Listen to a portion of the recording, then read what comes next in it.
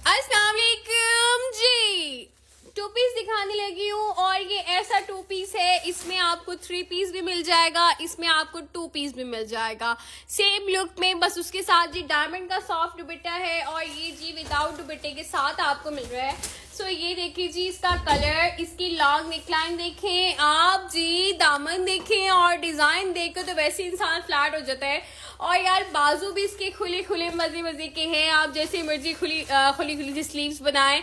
और अब तो यार खुली स्लीव्स, छोटी स्लीव्स वाला गिला खत्म कर दो आप।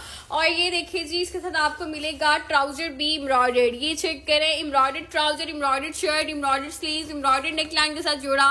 2300 रुपीज ऑनली। लॉन की बेस्ट क्वालिटी है, घर बैठे बैठे ग्रैब करना है, कैश ऑन डिलीवरी है, 230 DC है। 2300 इस ड्रेस की प्राइस है, 2300 DC, 230 DC। टोटल करके बताएं कितने बने हैं। इस ड्रेस का स्क्रीनशॉट लेके व्हाट्सएप पर रब्ता करने। अपना ख्याल रखें, अल्लाह हाफिज।